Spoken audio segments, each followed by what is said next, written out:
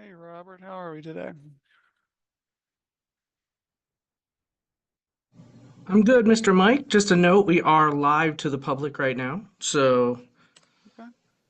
yeah. Good morning, everybody. Good morning. Morning, Awesome. Superintendent. All right, we are live to the public, my friends. Are we streaming this to Facebook as well? I thought that we were. I I Okay. believe was, so. I thought that we were. Okay. So I will kick that off, my friend. Oh, you're so good. Guess we'll wait on Facebook to come online. Mm-hmm.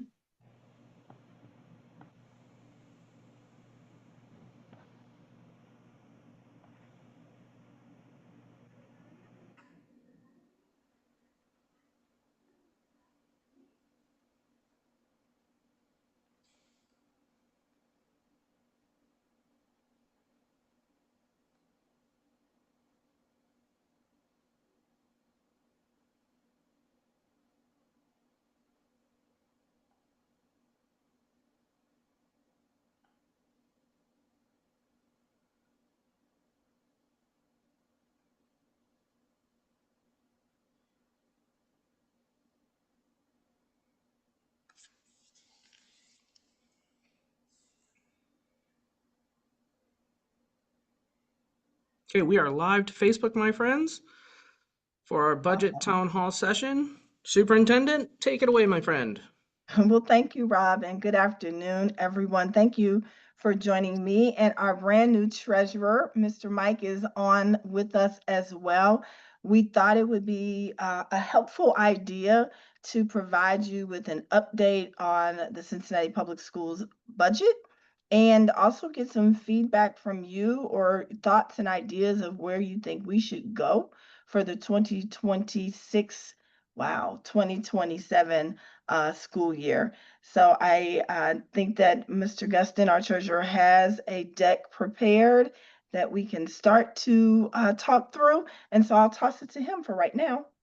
Thank you, Superintendent. Appreciate it. I will just quickly do a couple brief slides because we really want to get to your input and your ideas. Uh, so Rob, if you'll go to the second slide, sir.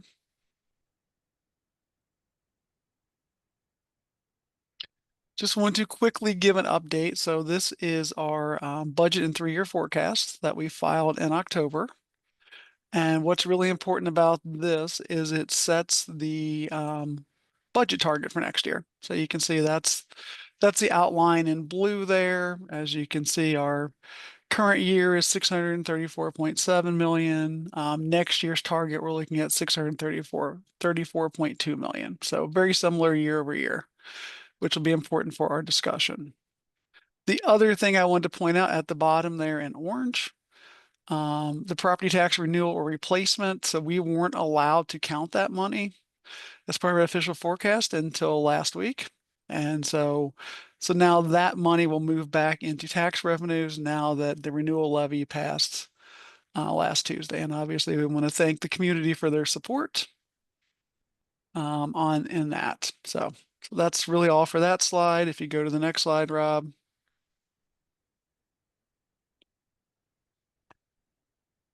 Again, current year to next year, we're looking at a reduction of budget target by about $500,000, which considering how much we've reduced other years is not nearly as bad as we've been. So if you remember last year, we bridged a gap of about $51 million. And then just some potential additions there to what we're spending. So obviously step increases in COLAs. You know, our unions really helped us out last year and did not take a COLA, so we have to have that discussion with them now that the levy's passed. Facilities maintenance repairs can be additional cost, and then obviously inflationary cost. Everyone knows everything we buy gets more expensive at your household, just as it does at CPS. And then the one we probably really want to talk about, the one that's in bold there, are strategic plan programs and initiatives. I think we've announced that we are kicking off a new strategic plan. We can consider this maybe session one of that, the listening session. I'm sure Superintendent Murphy will have more to say about that, but wanted to put that out there. And then if you'll just quickly hit the last slide, Rob, and then I will turn it back over. So, Mike, before you jump into that, I just Yeah. want to let people know how to participate real quick. So, as Mike finishes his slides here, we're going to be transitioning over to question and answer. We have some wonderful people on Zoom. If you have any questions, feel free to either chat, raise your hand, ask the question. All three formats are available. Um, and or we're going to open that here in just a second so you can chat with us. Or on Facebook, you can go ahead and message us in the comments and we will ask questions of the panel. So feel free to participate in either way, and we'd love to have your feedback. Thank you. Thank you, Rob. Thank you, Rob. So yeah, so last slide, just the big wins for us recently. Obviously the passage of the renewal levy that secured that $48 million of funding for an additional 10 years. So that's nice that we can depend on that. And then the Hamilton County Commissioners also at the end of, I guess, October declined to enact the piggyback homestead owner occupied tax exemptions, which that preserved about $7.5 million in revenue annually for us. And our threats out there, obviously reduce federal funding. We're looking at a reduction there. And then there are some bills in the Ohio House that could also impact our funding in future years. So that's the high level of where we're at. Superintendent Murphy, do you want to add anything? I just want to jump on your bandwagon about thanking the public for their support of issue 28. Very helpful to us, and also want to thank the county commissioners for their support in declining to enact what they could have done with that piggyback at this point. So thank you to everyone.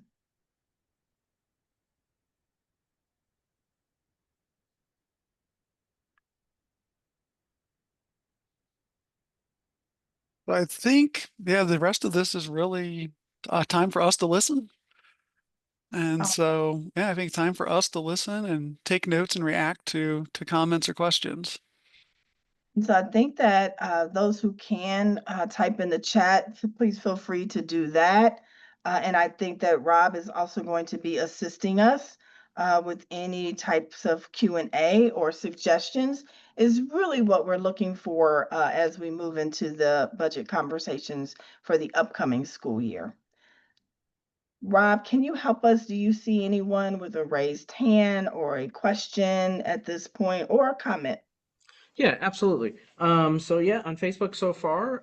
Again, if you want to engage, feel free to chat us in Zoom. We have dropped a message there, and or on Facebook, leave us a comment, so we can help the superintendent and the treasurer here hear your feedback. While we're up, here's our first question from Matt. The $48 million renewal was labeled emergency on the ballot. Could you elaborate on what it meant by that terminology? Yeah, sure, I can handle that one. Thank you, Matt, for So, the question. yes, thank you. Thank you for the question. Excuse me. So the emergency term is really a state term, but it applies currently to anything that was a fixed sum levy. So a levy that would generate the same amount of dollars every year. And so they kind of forced us, all those are put under the bucket of emergency. As you know, this was our second renewal. This levy's been around since 2016. So not really an emergency. It was really just a fixed levy, but that is how the state requires the ballot language to read.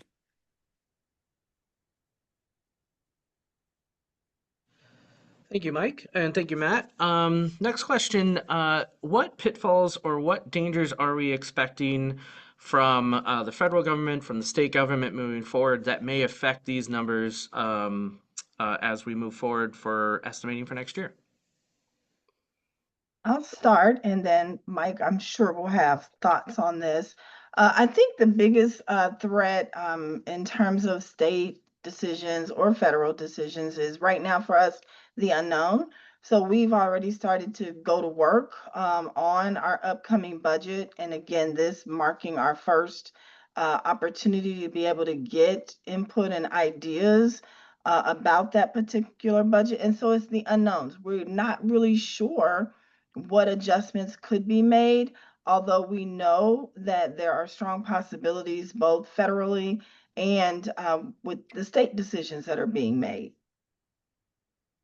Yeah, it is really the unknown. I think Federally, we've heard up to a loss of a quarter of Title I funding. I mean, it's not something we really, have a lot of influence on. You just have to kind of roll with it. At the state level, there are three bills that passed the House that are now in the Senate.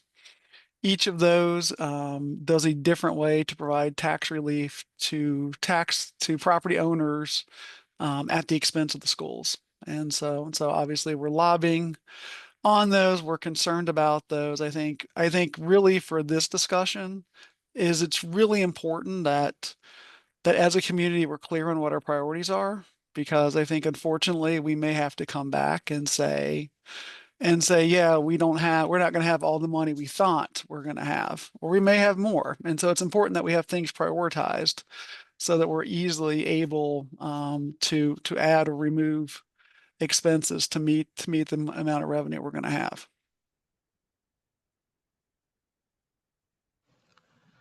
Perfect. Thank you so much. All right. Our next question is about how are we feeling about ed choice and possibly losing additional funds to private schools? How does that factor into our budget for next year? And thank you for that question. That is a great question. I'll give a shameless plug. So we do a series of financial town halls called Money Matters with Mike. We did the last one last Thursday. I think Rob's getting it packaged and ready for posting online. And one of the things we talked about is we met with Dr. Howard Fleeter, who's a researcher who examines school funding in Ohio, and we spent probably 15 minutes talking about the Ed Choice vouchers and the expansion of voucher programs across the state. Obviously, there's a at the state level there's a finite pool of money for for K-12 education, and so as they divert those funds into private school or away from public schools, we're feeling those losses. So it's part of an overall funding picture. And again, I said that we spent probably 15 minutes discussing this topic. I would refer you back to that for a really in-depth discussion. And I agree with Treasurer Mike that it is very challenging to lose those um, public dollars to allow young people to attend private schools. That has been a hard pill to swallow, being an advocate and a supporter of public education.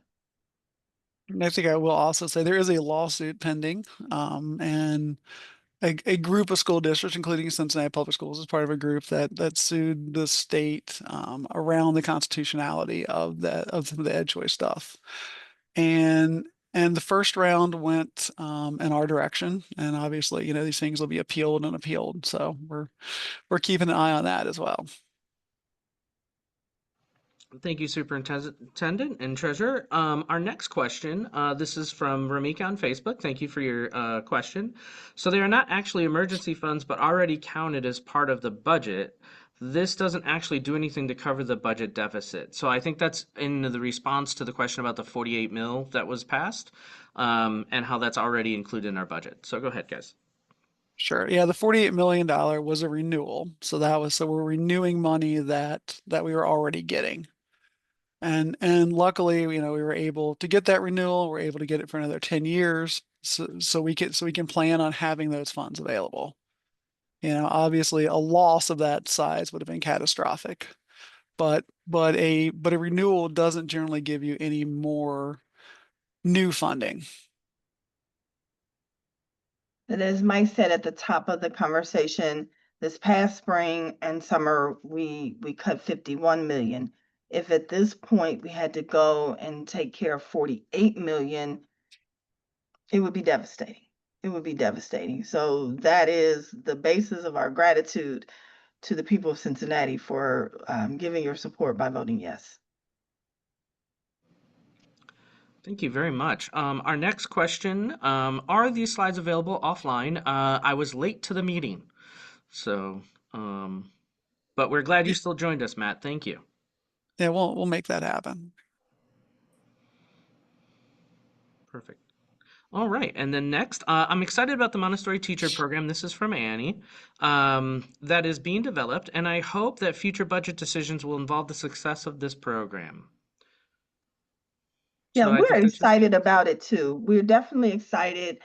In the past, Cincinnati Public School teachers who were interested in that Montessori teacher education program, we would go through a local university, but we're not able to do that anymore because they don't have that program. And so we have decided to initiate our own program and train our own teachers in-house. And so there are a group of principals and teachers working on that right now in real time, and we are planning to do a launch for the start of the upcoming school year. So this is a program that is being supported by the Board of Education, and we do believe that it will benefit us in the long run and possibly be able to offer the courses not only to Cincinnati Public School teachers, but to teachers outside of our district as well.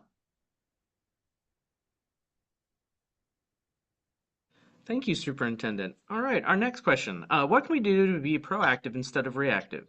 Is there a preliminary budget for the 26-27 that we can begin looking at now?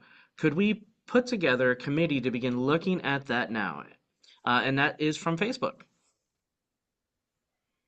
There is not a preliminary budget. This is the first public engagement to get ideas and thoughts. So if you have that, please, please, please share with us.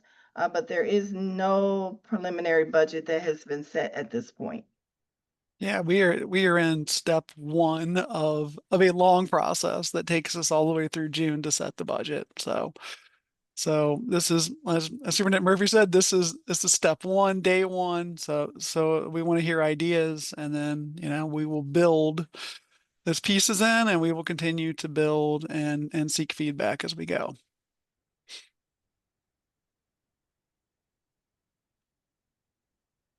Right, thank you. And here we go with our next question. How much money are we spending on Leader in Me program and why are we supporting such programming? My fifth grader does not have a social studies teacher, so the science teacher is tasked with teaching both subjects in one bell. Due to the impossibility of covering two subjects in one bell, the teacher has decided to basically cover the material at home through homework packets. Meanwhile, their homework is in a double bell, but one of these bells is spent in the Leader in Me curriculum. We need our children to learn reading, writing, and arithmetic. It seems like a waste of money and time. Thank you for that feedback. Yeah, thank you for the feedback as well. Leader in Me is a program that is decided upon on a school by school basis with dollars that are allocated specifically to the school. So that might be a conversation for the school's local school decision-making committee. And again, too, with the fifth grader, you said does not have a social studies teacher, so the science teacher is tasked with both subjects. We do have teachers who are dually certified. I would personally just check on that licensure just to make sure. But it is pretty common to have a science and social studies teacher or an English language arts slash social studies teacher or a teacher who is doing both math and science. And sometimes schools are not departmentalized sometimes, and that fifth grader may have one teacher covering all the bases. That probably happens in younger grades, like K-3, but it is common that you would have a teacher who is dual certified to be able to teach two content areas. As far as how much money Leader in Me is costing, I do not have that dollar amount off the top of my head. Thank you very much, Superintendent. Our next question, and before I jump into that, just a reminder for people who are jumping on and off Facebook for us and joining us. If you'd like to ask questions of the superintendent and or the treasurer, please feel free to put them in the comments in Facebook and or in the comments in Zoom, and we'll happily keep asking the panel questions and get answers for you and your feedbacks for the budget sessions. So thank you for participating. We appreciate it. Our next question is, what is being done to plan for long-term sustainability of special education funding given changing student needs and state reimbursements? And that question is from Jessica.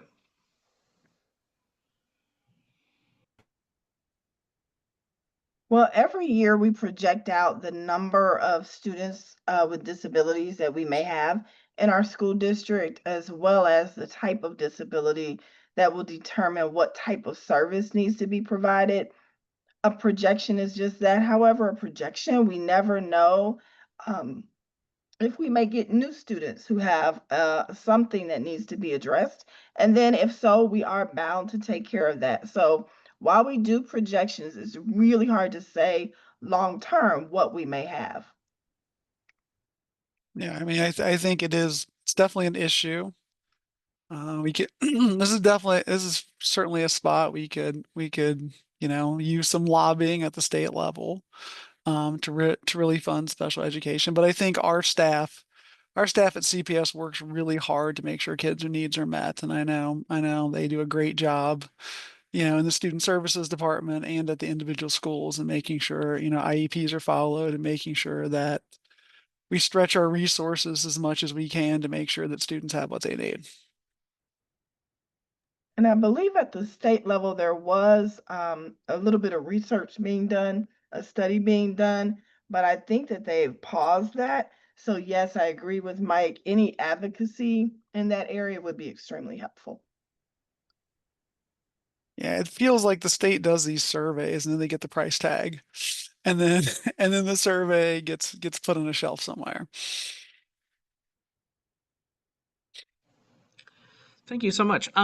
Superintendent and Treasurer Mike, can you walk us through what the process of the budget looks like starting from today, from the budget engagement sessions, and kind of what some of those pieces are people can expect and how they see those pieces in motion? Sure. So we have today's session. We have one on Wednesday. We'll do other kind of stakeholder feedback here and there, and early on, I think the next big budget kind of spot is toward the middle of December. We do an initial staffing to the schools. We also start asking our central office leaders to start looking at their budgets. We'll work through that into January. At the end in January, February, we'll do another revenue forecast. So that's important. We'll have some updated data for that. So that'll help us really sharpen our target. And then you'll see probably March, April, you'll see a lot more engagement. So you'll see public presentations at the board meetings. You'll see, documents out to the public that are shared, that are discussed in public meetings around the budget. You'll also see our Budget Finance and Growth Committee. They meet monthly. There'll be a lot of probably more detailed discussions in those committee meetings, and then more of a higher level thing at our public board meetings. So we will, weave in opportunities for engagement as we go. We do have a plan and a goal to complete the budget a little earlier than we did for 25, 26. We did have some things that we had to work with that maybe not so much this year. For example, last year we were dealing with the state's budget and their decision-making process, and they didn't finish theirs till, I guess, the end of June. And so some of the decisions that they would make then would have an impact on school districts, and not just Cincinnati Public Schools, but all of the public school districts across the state. So we're hoping to be able to finish our staffing and get budget approval prior to the end of the school year, if not early June. Yeah, early June would be great. And Yeah. last year, the state didn't finish their budget until really July 1st, honestly. And Mhm. so it's hard for us to do our work until they do their work. Luckily, the state budget's it's a biennial, so we're in year two, so that does take some of the question marks away, which is great. And also last year on the federal side, we usually get our federal dollars by July 1, but at the end of June, we were told that we would not have them. And so that gives a little bit of concern because those dollars have to do with a lot of programming that supports our young people. And we did not get that approval or those dollars come through until about mid-August this year.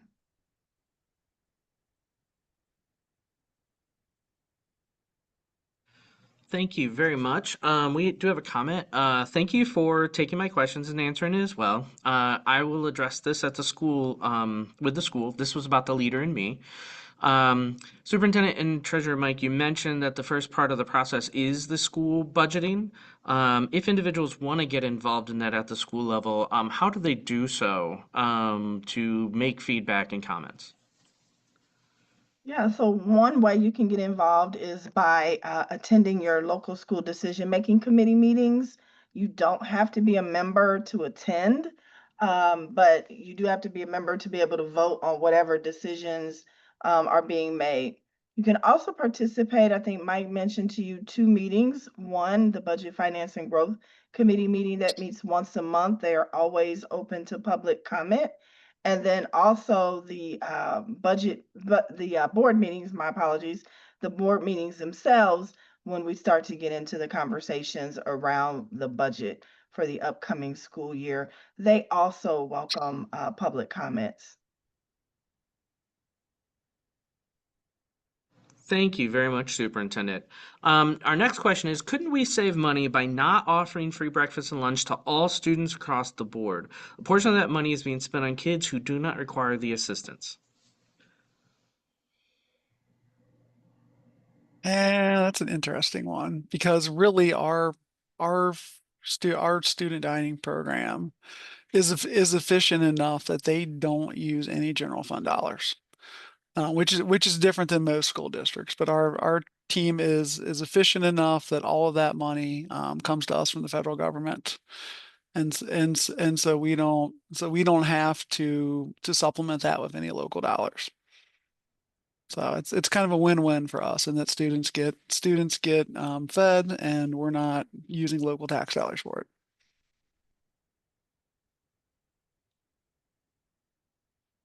Thank you very much, Treasurer Mike. Our next question comes from Facebook. Great. I love this and I love the meeting. I would typically not be able to engage, so I appreciate this. I don't know the original discussion topic, but what can we do about mainstreaming communication platform? My son has six teachers. They each use a different communication platform for grades and connecting. It feels impossible to keep up. My daughter's at a different school and they communicate differently as well. Also, can we put together a document that shows all of the fiduciary meetings or a timeline that would help a lot with keeping these for us up to date and formal education in this space. So That's a great question, great suggestion, great thought. Yes, so we can work on both of those pieces, the mainstreaming communication platform. Sometimes staff, they like, what they like, they're comfortable, and this is what they use. And sometimes change can be difficult, but we can have those conversations and make sure that parent voice like yours, caregiver voice is heard in terms of how complicated that could be for the families. And then documenting when all of our meetings are held. The meetings are listed out on our Facebook page, in particular, the board meetings, including their committee meetings. If I can get to it and put a link in the chat, I'm not sure if everybody will be able to see it. We can definitely share that. But those meetings are listed and published well in advance for the year. These meetings, Mike and I kind of decided it might be a good idea to go ahead and start these virtual and in-person conversations. And so they are on the website now, but they would not have been able to be a part of a list at the start of the school year.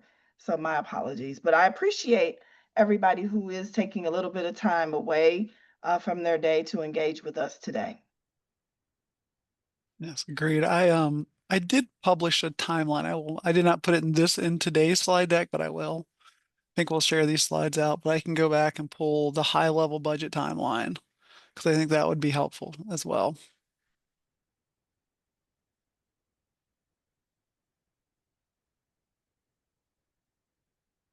Do we have more questions, thank Rob? you. We do. Thank you, Superintendent. And as you're answering these questions, I'll go ahead and put the link to the board meeting schedules in the chat Oh, here as we go thank along. you. So, Thank you, of Rob. course. A couple things from Facebook here. Our school does not have an LSDMC. We may follow up with asking which school that is to help the superintendent. And also a comment Please do not stop feeding our children. So, thank you for that comment. Yeah, and then our Yeah. next question is from Zoom. I do want to say, Rob, every school should have a local school decision-making committee. It is board policy. So if not, maybe tap your principal on the shoulder, or if you would want to reach out to me, I can help you find out who the chair is, or to make sure that there is an LSDMC for sure.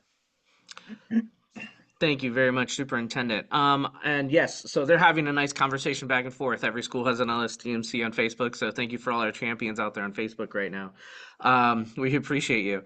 I'm curious how enrollment numbers and chronic absenteeism changes the budget or hurts how much money the school system has to spend. Can we talk a little bit about that? And that's from Joe. Yes, so we are, pardon me, excuse me, funded based on the number of students we have enrolled in our district. And there is a snapshot taken during various times throughout the school year. The chronic absenteeism is hurtful for a number of reasons. One, if you're not in school, you can't possibly learn and get the content. Two, it does hurt us on our state report card because that is a measure that is considered. So we believe the best and safest place for kids to be during the school day is in school. And we appreciate those who encourage young people to be in school every day and on time. I don't know, Mike, if you want to say anything else more about student enrollment in the budget. No, I mean, you hit the nail on the head there. I mean, we are funded based on our number of students. The state does look at it multiple times throughout the year. So I think enrollment's kind of a moving target. You know, we have a lot of kids that come into our district, a few that leave. So that's an important thing to make sure kids are enrolled. State also funds us based on the characteristics of those kids. So we do get extra money, you know, for students with disabilities, for English language learners, but also for gifted kids, also for kids participating in career tech experiences. So it's very important that we have accurate enrollment numbers, and it's very important that we have accurate, you know, even down to the class level numbers, you know, especially for some of these things. And all that gets put into the state funding formula, and we get paid for it. Thing to remember though is the state funds a small percentage, you know, we're at less than 35% of what they think CPS needs to educate a student. Thank you both so much. Our next question. How are dollars allocated to each school? I think when I compared a per capita spend at Kilgore versus, say, Pleasant Ridge Montessori, it was quite a different, like 2,000 per kid. Just trying to understand the math and equity decision. More spending does not necessarily mean better outcomes, but you know it could not hurt. So thank you, Matt, for that question. It's a great question. There's a lot of pieces that go into that. So just starting from the highest level, we do allocate staff and some non-personnel money based on the number of students. So we do enrollment projections, you know, starting really now, you know, and our chief information officer works on those. And we use that one to determine the number of staff per school, and some of that's by grade level. So you have to look at number of kids per grade level to figure out number of teachers. Number of teachers tells you how many you know, specialties you need. Number of kids tells you how many assistant principals, those sort of things. District also does budget some non-personnel numbers for that. I mean, one thing I will say is your school program matters. You know, the Montessori program has some special requirements. You know, one of them being you know, a paraprofessional in every classroom. So that changes spending. And then once the basic general fund spending comes in, then you know, we have to look at the schools that are Title One eligible. You know, Title One schools get Title One funds also based on the number of students.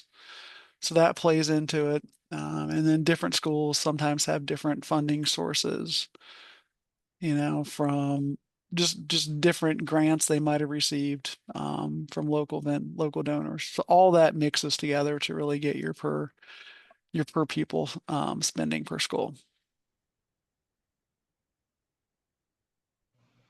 Thank you very much for that answer, Mike. That wonderfully complicated mathematics we have going on there. So thank you. There Uh, is there is actually an animated whiteboard. I just remember this. On if you go to the district's website under financial resources, there is an animated whiteboard video we did on school budgets that I think does a pretty good job quickly in explaining how that whole process works. Probably Thank you. far better than my rambling. Sorry. Thank you, Mike. I will try to share that link with the group if I can find it in enough time. So thank you. For those who have missed it, how to ensure a parent community voices are heard and considered within CPS budget decision making. Answer. Per superintendent, um, uh, sorry, I shifted a little too far, my friends. Bear with me just a second. Answer per superintendent. One, attend the LSDMC. Two, attend budget, finance, and growth. Three, attend board meetings around budget. Public comments are welcome at options. So, yeah, thanks for summarizing that up. We appreciate it, Christian. So, thank you. I have a property tax abatement in our next question, and I love it. It was a big reason that I decided to move to over the Rhine. But I can't but wonder, how does the school district make up that money, and why do you give tax abatements? So, Mike, That is a great question. that's a So, great question. tax abatements are a city program for economic development, and obviously a lot of good has come of that in developing areas. So when you look at tax abatements, there are really two types. There are residential and there are commercial. So a lot of commercial buildings that have abatements, the district is made whole on those. So we have an agreement with the city. And so what'll happen is a developer will come in, they'll buy a building, they will make what's called a pilot payment to us for the life of the tax abatement, which is called pilot stands for payment in lieu of taxes. And so that gets us ideally it makes us whole to what the district's supposed to receive. If you have a residential abatement, there's no law that says that districts have any right to any of that money. So we have no way to collect or recoup that. So that money is just lost to the district. I will say for fixed sum levies, the district does still get the money. It's just spread over all the taxpayers. But residential abatements do cost the district potential revenue. I mean, hopefully they help the district in other ways by bringing in new families, by bringing in folks who will support our community, who will work here, and who will invest in our community.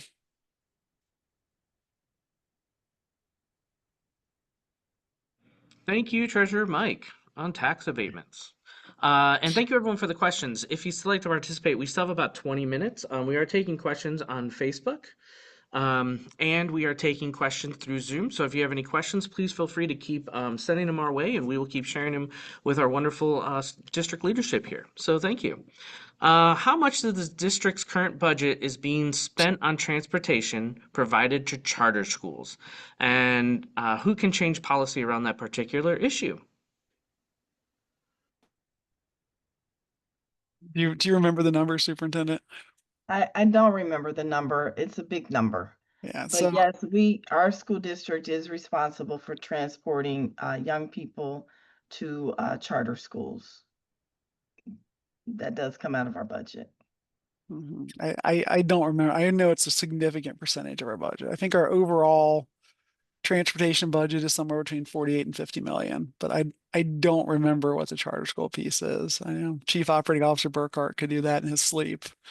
Exactly. As far as who can change the policy, that is state law. So you would need to get the state General Assembly to change the law.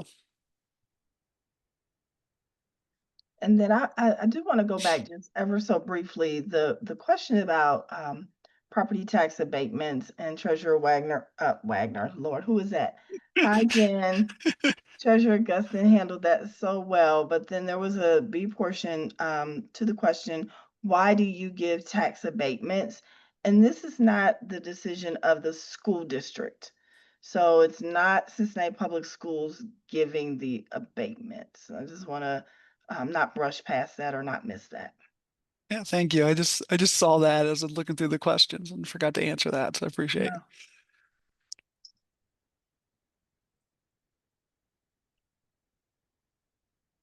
All right. So, um, oh yeah. So did you guys just address the just because it's a nice neighborhood, Mount Lookout doesn't matter at all? Local property tax payers' revenue is not a factor, and I think this was in reference to Matt's question about how the dollars are allocated to different schools. So. It sounds like they're trying to make a connection between how much you pay in a neighborhood and how much is distributed to the schools. Matt, correct us if we're wrong, please. Mm. Yeah, we don't look at the neighborhood level for that. I mean, we get all the tax revenue from the county, and then we work through our formulas to staff the schools and to fund the schools.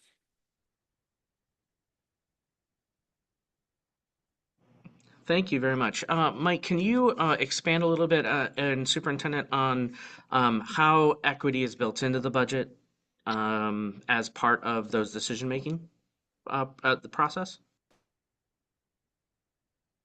Yeah, I mean, I think a lot of it's giving the school community a lot of voice in the local school decision making committees to kind of to figure out what program makes sense for your neighborhood. And so like one way is every school gets kind of a per pupil allocation of money, and then the school committee looks at that allocation, decides the best way to spend it. And so that keeps some of the one size fits all solutions from being applied. It's also, I think, even in the staffing formulas, we have an appeals process. We run the formulas; those are numbers.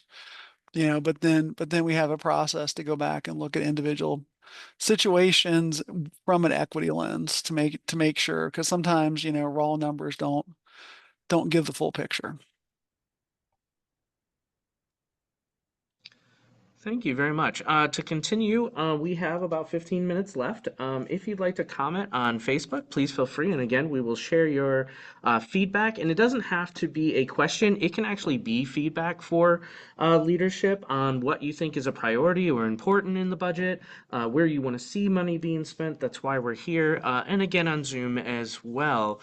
Um, uh, so, Mike, can you cover a little bit about what gets started with the budget? What's the first piece right off the top of every budget that you have to consider or as a part of it, and then kind of work your way through the pieces? Mhm. Probably really the first thing we consider are all the things that we have to pay. So we have a group of costs, we call them fixed costs, and they are things that don't go away. Like, for example, our debt payments. We borrowed 20 plus years ago. We borrowed a lot of money to renovate and rebuild our school buildings. So that comes off the top. There are some other things like that, bank fees, like I said, debt, bank fees, some other fees just come off the top. Utilities is right behind that. You have to have water and electric and those sort of things. So we work through those pretty quickly. The other thing that is a kind of stage one thing that we do is with student projections. Most of our budget is really based on students. That's why we're here. That's why we come to work every day. And so getting those student projections, really, really now is the time we start looking at those. That's really the kickoff to your budget. And Mike, to follow up for that, and Superintendent, what is done to help try and cut those fixed line items down? And is there anything the district can do in some cases, or have tried to do, or efforts maybe they are doing already? Yeah, for sure. I mean, we look at all of those things. We look for the lowest cost providers. I mean, we've even refinanced our debt from time to time, depending on the interest rates. Right now interest rates are a little higher, so there's not a lot of savings on that. But those are definitely things that we look at. Just trying to squeeze all the operational efficiencies out of the district that we can. Last year, one of the things we did with our growth plan was consolidate some schools. And so take some pressure off of larger schools and try to fill up some of the buildings a little bit more. And I think those efficiencies help us out in the long run as well.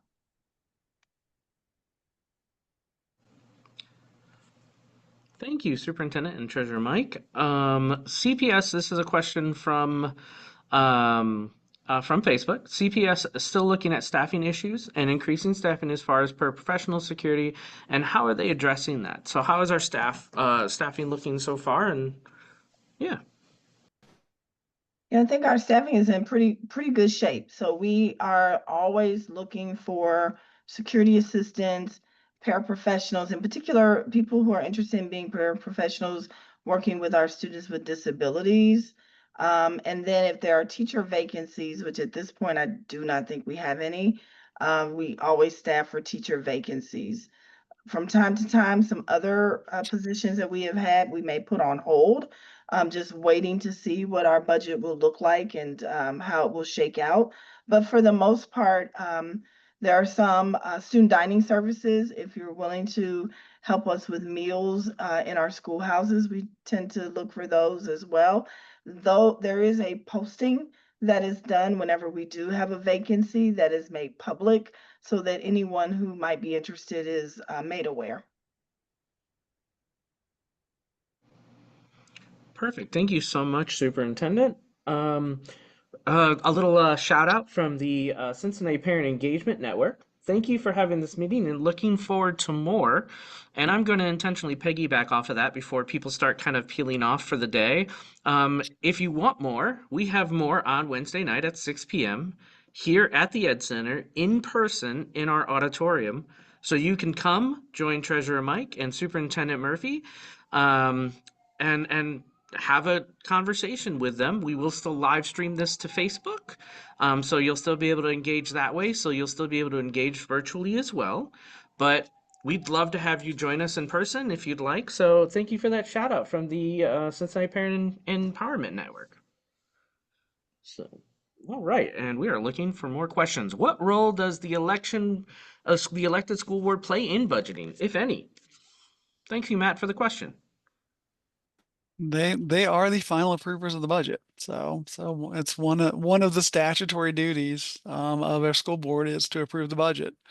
So they will, like I said, that's like we've kind of talked about. They will start getting presentations from us. In the spring, they will give us feedback, guidance, on their priorities, on what they're hearing from their constituents. And then as we get into June, we ask them for final approval of a budget. And so when they approve it, then it becomes kind of it doesn't become kind of, it becomes our working budget for the next year. So, Thank you so much. What is the most challenging part of getting a budget, work through the process, and passed at the end of the year from a leadership perspective? And yeah, Well, anytime you have to make adjustments to the budget or you have to fill a gap, that is super challenging. Really hard to do because it's not even necessarily about what you value or you don't value. And so sometimes that gets lost in the process. So we try to say it and repeat it and try to help people understand, but it can be really challenging if there is a particular program that someone likes or a partner that we have been working with for a period of time. Those conversations can be really, really hard to have. yeah, I agree 100%. I think like a lot of times we wish we could do it all. I mean, our kids mean so much to us, and we would like to be able to say yes to everything, but the reality is you can't. And so I think that's the hardest part. thank you so much. And actually, this is a good follow-up to just what you were saying here. What could CBS do with more funds? I hear things keep getting cut, cut, and cut, but you're still open and you seem to be doing so well. Sorry, doing well. So do you really need more money? And that question's from Joe. Thank you, Joe, for the question. Oh yeah, we really do. need the money. We have not had new money in Cincinnati Public Schools for 7 years, 9. for 9 years. And so if you just even think about your personal budget and inflation, the cost of eggs, the mortgage rates, everything has gone up. Nothing has stayed flat for the past 9 years, and so you can imagine how much more challenging it becomes. We would like to have conversations where we could bring in additional programming for young people, and hate that it could come down to we just simply can't afford that right now. We would absolutely love to be able to have smaller class sizes. There are a lot of people who value that, and there's a lot of research that says it matters. But right now, we have to keep our class size where we have it in order to meet our budget. So, yes, we absolutely could use more dollars to be able to provide more services to our children. Thank you, Superintendent. And you mentioned that class sizes. What would happen if you did decrease class sizes from what you see overall? How would that affect students if you could do that if you had more money? Yeah, so you'd open up more classrooms, right? And so opening up more classrooms means more materials, more curriculum, more staffing. So yeah, there's definitely a cost to being able to do something like that. And the students would be able to get more one-on-one time with their teachers and instruction if that money was there, right? Yes, Um, absolutely. Yes, which we all absolutely. wish was there. Yeah. So, Mm-hmm. That's a good point, Rob. Thank you.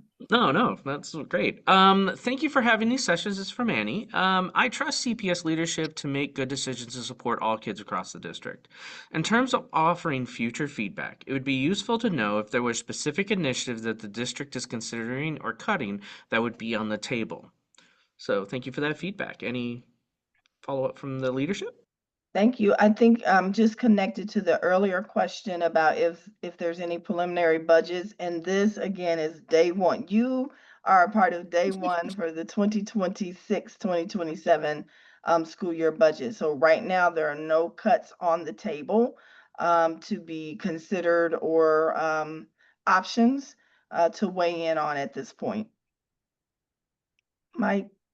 No, it's great. Yeah, this is set day one, session one, and obviously, as we get deeper down into the budget, I'm sure we'll be looking for additional feedback. Thank you, Mike. And as this is the first one, I'm gonna again remind everyone Wednesday, 6 p.m. So if you're sitting at home tomorrow and you're like, oh my gosh, that's a really great question, you can jump in at 6 p.m. on Wednesday night or join us here at the Ed Center, and continue asking those questions. Or again, feedback, just saying, hey, I really think this is an important X or Y. So please feel free to engage with us on Wednesday. We'd love to have you, whether it be virtual or in person, here at the Ed Center. Another good comment. You did a better job than most politicians at actually answering all of the questions today. Answers were clear, concise, and to the point. It made me proud to be part of our CPS BOE leadership. Thank you for being on top of your game and knowing your staff, clarifying the issues, and respectfully engaging with us. So wonderful feedback. Thank you so much. Well, thank you. We appreciate you. We appreciate you all engaging with us, because if you don't, then we're just Mike and I are talking to one another. Mike, Rob, and I are talking to one another, and so we need your help, and we appreciate your help by providing your impact and your input, and asking the questions that you ask, because that makes us think and know if we're covering all of our bases. Perfect. One last call for any questions from anyone who wants to drop them in the chat or message them or ask a question.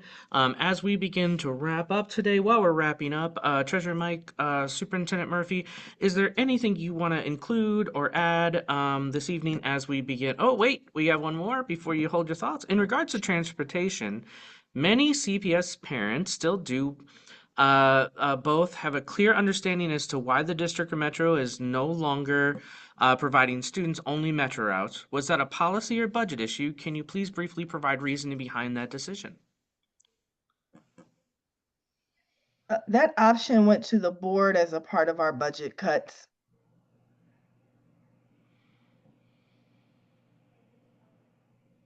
But I think the student-only metro routes, that was a couple of years ago. And that Yeah, those was were a, the that was a extra metro routes. Yep. decision. That was, Oh, that yeah, part. I'm sorry. that No school routes. yeah, that was a metro decision. I apologize. I did miss that, and you're absolutely right. We didn't have a choice in that matter.